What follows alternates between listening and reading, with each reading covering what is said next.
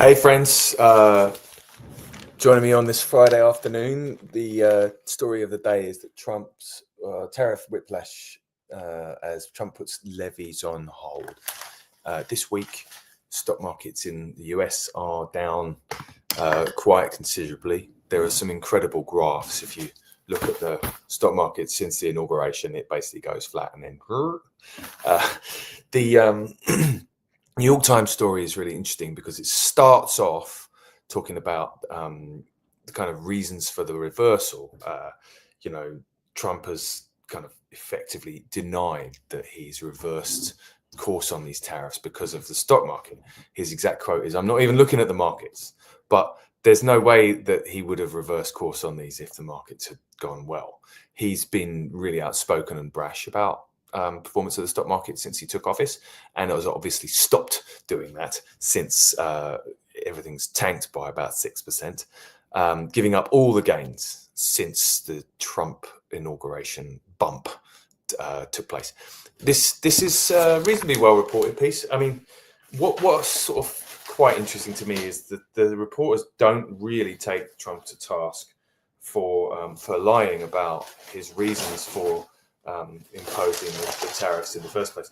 He has sort of said this strange line about here we are.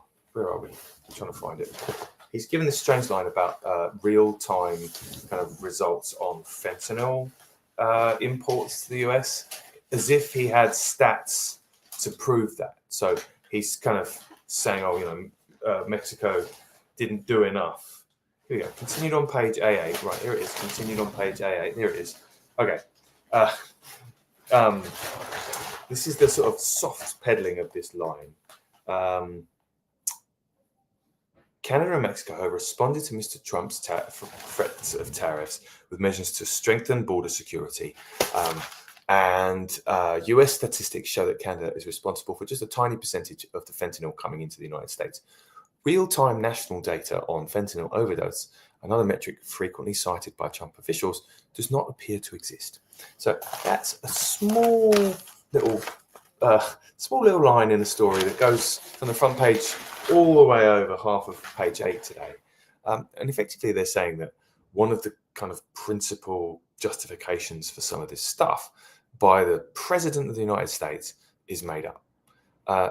Under any other president, that would be a remarkable fact. It would be, I mean, if any of the previous Democratic administrations had effectively made up policy justifications and repeatedly touted them, the New York Times would have gone really hard on them.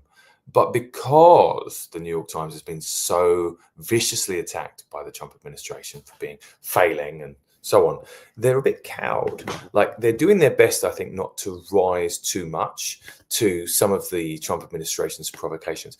There's a lot of kind of disinformation being put out, and the New York Times, I think, is trying to appear like the cool, measured, bigger person. But in this case, I think they've probably overdone it. Like, if you're making up justifications for policies which are impacting the pensions of working Americans, then you should probably feature that as a reporter slightly more prominently in your story about it. I agree that it's really remarkable to see the fall in the stock market, and I think that's probably the lead angle. But I would have liked to have seen that the lying make the front page rather than being buried on page 8 where no one's going to read it. Here's this great quote again from Trump. "I'm not even looking at the market because long term, the United States will be very strong with what's happening here," he said.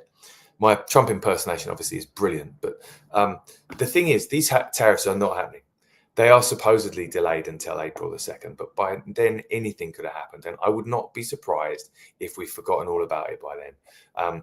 The story also talks a little bit about how businesses can't make decisions because the stop-start confused nature of this has meant that they aren't able to see ahead. When you're recruiting, when you're hiring contractors, frankly, cutting deals with other businesses, you can't do that in an environment of total uncertainty, which you would think Donald Trump would know about, given that he, quote, ran, quote, his father's, quote, business, quote, for the last million years.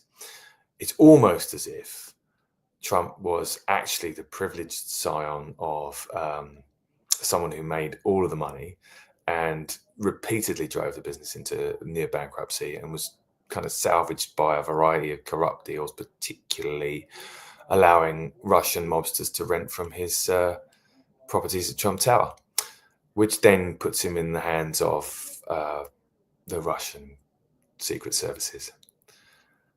Interesting. Survivors in life, they're never that simple, but they're never that complicated either, are they?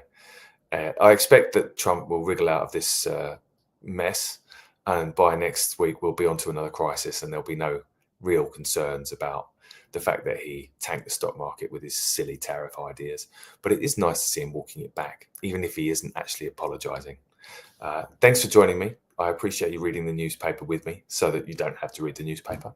I'll be here every day, sometimes at different times, sometimes wearing different clothes and in different locations. But I'm Matt Davis, and I appreciate you.